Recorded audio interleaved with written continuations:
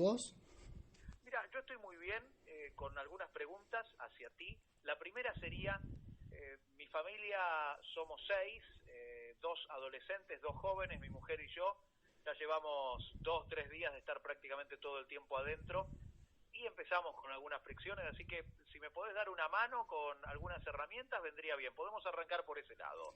Bien, bueno, es complicado porque cada configuración familiar tiene sus particularidades, pero quizás algunas cuestiones generales que puedan ayudar a la mayor cantidad de gente posible, Dale. sobre todo a llevar esto con la mayor tranquilidad, ¿sí?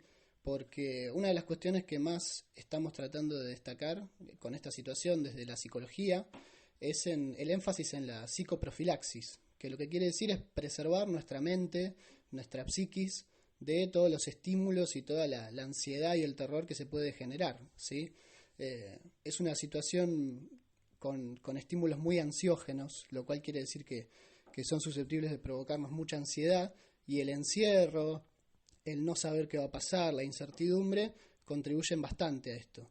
Entonces, quizás una de las cuestiones que me parece fundamentales es eso, es cómo combatir este bombardeo de estímulos y cómo sobrellevarlo de la mejor manera. Si bien yo creo que lo que vos apuntás es más a situaciones cotidianas, familiares, ¿no? Digamos, de coexistir tantas personas, ¿no? También hay cuestiones más psicológicas que pueden pasarle incluso a personas que están solas.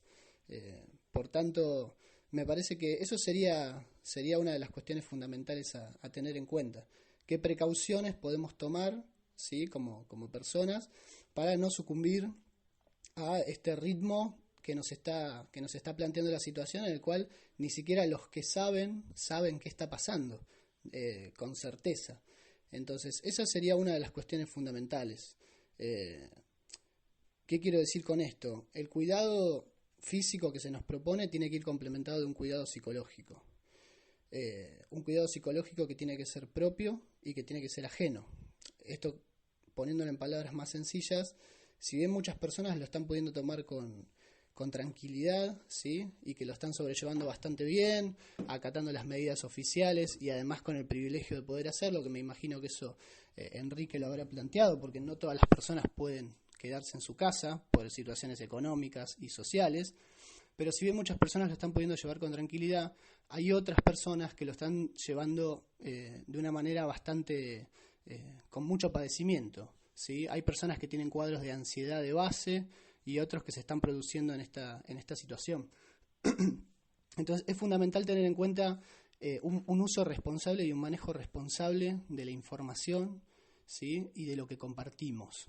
En ese sentido, estamos todos en conocimiento de que en los últimos días han estado circulando un montón de mensajes, un montón de audios, un montón de videos, y la verdad es que la mayoría de esas cuestiones o no están chequeadas o vienen con tintes dramáticos, sensacionalistas, apocalípticos. Entonces, una de las cuestiones fundamentales, ¿sí? Tanto para las personas que lo están padeciendo como para las que quizás no se habían puesto a pensar en lo que puede producir en los demás reproducir este tipo de discursos, es parar un poco la pelota y reflexionar sobre la situación, ¿sí? Y sobre los efectos que reproducir informaciones que quizás no son las oficiales pueden generar en los demás, ¿sí? Entonces, como uno de los principales consejos que me parece interesante difundir es tratar de silenciar lo más posible todo lo que sea la comunicación informal, todo lo que sean los mensajes de los cuales desconozcamos la fuente, ¿sí? Y tratar de abocarnos a los comunicados oficiales y a las instrucciones oficiales que se dan tanto desde el gobierno como desde medios oficiales o desde organizaciones como la Organización Mundial de la Salud. Eso me parece que es fundamental y es algo que no se está conversando tanto, porque a veces entre chiste o entre que se subestima la situación, uno comparte y humoriza y subestima, pero lo interesante es caer en cuenta de que a una persona eso le puede generar un cuadro de ansiedad inmanejable y que en condiciones de encierro se agrava muchísimo, ¿sí? Eso como para empezar. Lick, Doc, clarísimo, es súper importante que lo digas vos, porque por ahí lo podemos decir muchos comunicadores, que estamos en lo que tiene que ver con la comunicación, siempre aprendiendo, pero que vos lo pongas en un en un planteo de una cuestión psicológica, de la afectación psicológica para una persona. Vos decías que por ahí ya tiene un problema de ansiedad de base. Si le empezás a inyectar 80 mensajes por día con estas características y 79 no son chequeados, la verdad que le haces un daño psicológico muy grande. Quiero volver sobre el punto de las personas solas.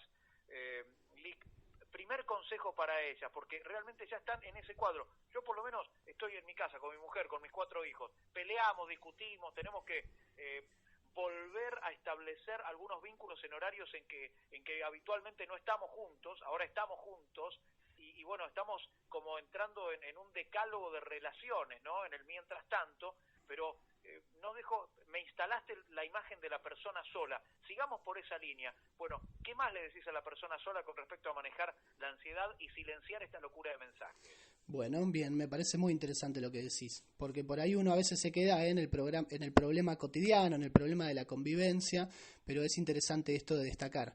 Hay personas, sí, que no cuentan con una contención o con una red social física, ¿sí? O sea, que están aisladas físicamente y que eso quizás lo que hace es generar una propensión a aislarse en todo sentido. Entonces, por eso también desde la psicología algo que se está planteando es, bueno, aislamiento físico sí, pero aislamiento humano no. Lo que quiere decir esto es, tanto desde los dos lados, por eso yo decía una profilaxis propia y ajena.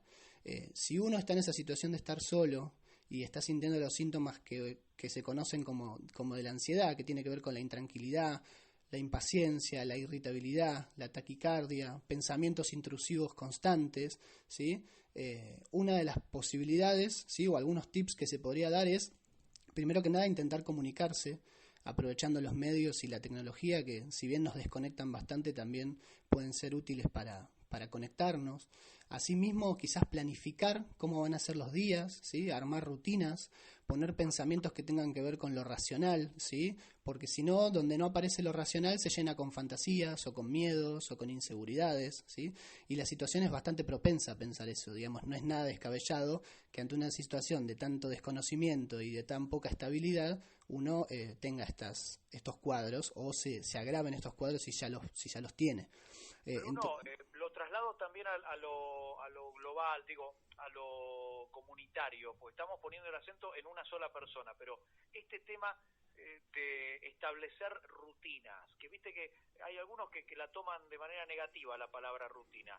Este ejercicio de establecer rutinas para una persona también se puede trasladar para una familia, decir, bueno, che, a ver, de tal hora a tal hora alargamos el celu, a tal hora nos juntamos para jugar, a tal hora esto, aquello. ¿Está bueno eso? Absolutamente, está bueno, y es interesante lo que decís, que a veces es necesario resignificar a la rutina.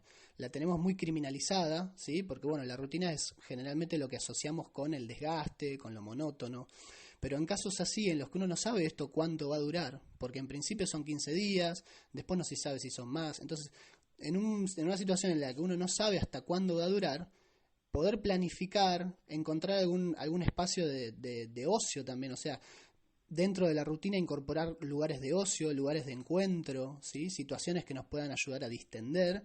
Todo eso contribuye a que esos pensamientos intrusivos, ansiógenos, ¿sí? Sean contrarrestados con pensamientos más racionales, más objetivos.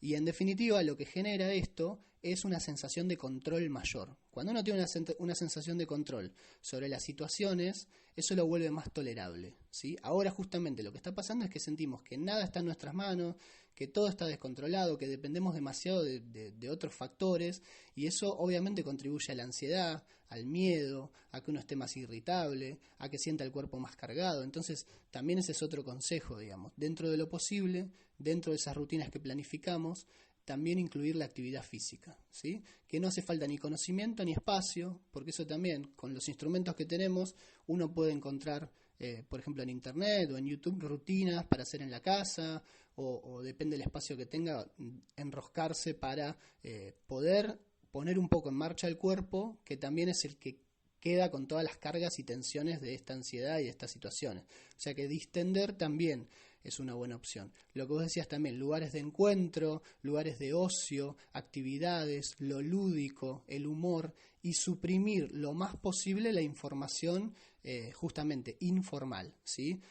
Tratar de atenerse a comunicados oficiales.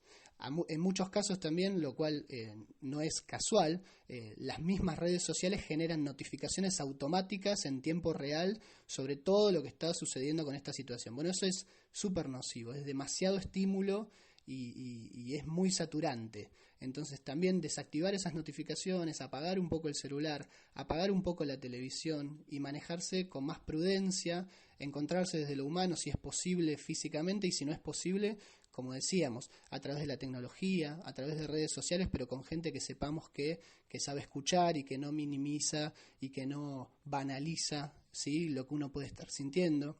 Y en el caso de ser alguien que lo viene sobrellevando bien y que la verdad que no siente ese temor y no siente esa ansiedad, si yo conozco a alguien que puede estar pasándola mal, bueno, tener cuidado con lo que le comparto, ¿sí?, ofrecerle hablar, ofrecerle escucha, ¿sí?, tener en cuenta no solo lo que nos pasa a nosotros, que quizás lo podemos tomar con tranquilidad, sino que realmente hay gente pasándola verdaderamente mal, ¿sí? Bruno, eso. me quiero detener en eso. Estamos charlando, la verdad, un gustazo, con Bruno Gabriel Silva, es docente e investigador de la Facultad de Psicología de la Universidad Nacional de Mar del Plata. Bruno, cuando hablas de pensamiento intrusivo, no sé si lo escuché bien, ¿qué es el pensamiento intrusivo? Y estos pensamientos intrusivos lo que hacen son, digamos, avasallar todas nuestras cogniciones, o sea, son pensamientos que no dejan de aparecer desde que nos levantamos, ¿sí? O sea, son sistemáticos y van tiñendo de repente todo lo demás, ¿sí? Se vuelven protagonistas. Yo no quiero pensar en eso, yo no quiero pensar en ese conflicto, pero es como que me domina a mí. Yo no quiero pensar en ese tema, y me pasa, le pasa a muchos. A mí me pasa, por ejemplo, que se me mete un pensamiento en la cabeza, sea la relación con una persona o lo que estamos viviendo, y digo, no quiero estar pensando lo que estoy pensando, y no puedo dominarlo, no tengo dominio sobre ese pensamiento. Exactamente, justamente por eso tienen tanto poder. No es algo que se pueda revertir tan fácilmente desde la conciencia, y por eso estas indicaciones, como por ejemplo decir, bueno, planificar las rutinas, los horarios y todo lo que pueda generar perdón, una situación o una sensación de control sobre las situaciones, ¿sí?, eso aporta a que desaparezcan los pensamientos intrusivos. O sea, todo lo que tiene que ver con pensamientos más basados en lo concreto y en la realidad y en lo racional, ¿sí?, van a contribuir a que desaparezcan o que por lo menos se alivianen esos pensamientos intrusivos. El aquí y el ahora. Y esto que decías vos, salgamos de nosotros, no nos enrosquemos en nosotros. Salir al otro también es terapéutico. Absolutamente, eso es fundamental, ¿sí? Esta es una situación que también nos está demostrando eso y nos está poniendo a prueba, que es nuestro nivel de humanidad, nuestro nivel de empatía, nuestra capacidad de contener.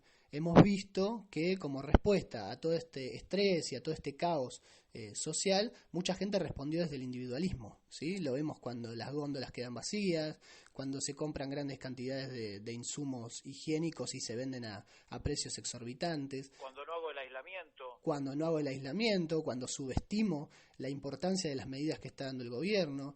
Todas esas cuestiones lo que dan cuenta es que una respuesta individual no nos va a llevar a nada, ¿sí? La importancia de una respuesta colectiva. Y que la respuesta colectiva en estas épocas y a través de los medios que tenemos también puede vincularnos desde la tecnología, que muchas veces la banalizamos o pensamos que es superflua, y es cierto, pero que también si uno la resignifica, que de eso se trata mucho, de resignificar la rutina, de resignificar las posibilidades que ofrece la tecnología, de resignificar la prevención también, ¿sí? Esto de ¿por qué estamos en aislamiento? ¿Por qué se nos ofrecen estas medidas o se nos proponen o se nos imponen estas medidas? Bueno, justamente es una medida preventiva, porque uno si no reflexiona sobre eso, le agarra miedo, porque dice, bueno, aislamiento, góndolas vacías, todo el mundo acelerado, parece que es el fin del mundo. Y justamente si uno se pone a pensar y también trata de concientizar sobre eso, se da cuenta de que son medidas justamente que nos van a proteger y que si uno sigue esas instrucciones los riesgos se van a minimizar muchísimo y que por contrario, ¿sí?, a lo que habría que temerle es a no hacerle caso o a que no estuvieran esas informaciones. Pero si tenemos esa información oficial, lo único que tenemos que hacer por ahora o lo mejor que podemos hacer es seguirla, ¿sí?, o seguir esas indicaciones y no subestimarlas. Bruno, lo último, sos licenciado en psicología, docente, investigador. La vida del profesional sigue con una terapia a través de Skype, de hacer psicoanálisis o no, pero ¿Se pueden utilizar las herramientas virtuales para hacer terapia? Bueno, es una pregunta muy interesante la que vos decís. Obviamente que como preámbulo te contesto que no existe una psicología ni una manera de hacer.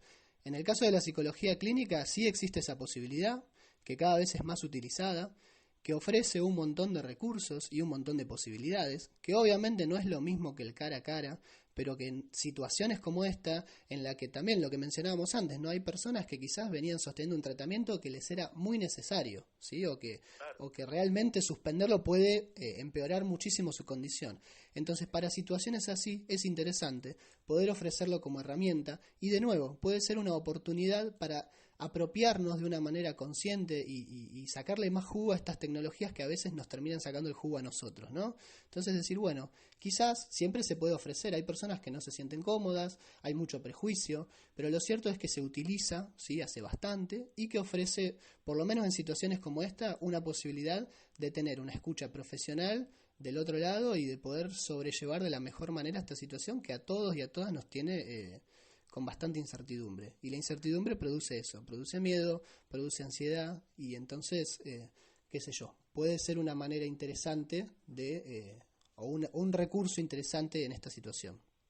Bruno, te mandamos un abrazo, ha sido un bálsamo encontrarnos contigo, nos dejaste un montón de palabras, de disparadores, de esperanzas concretas a problemáticas habituales que puede tener una persona sola o un grupo familiar o un grupo de personas conviviendo en este aislamiento, y te avisamos que somos muy molestos en los medios de comunicación de la universidad, te avisamos que para la radio, para la tele, en alguna otra oportunidad te vamos a seguir convocando, ¿vale? Bueno, muchísimas gracias por el espacio y por dar lugar a la palabra y bueno, cuentan conmigo para lo que necesiten. Dar lugar a la palabra. Bruno Gabriel Silva.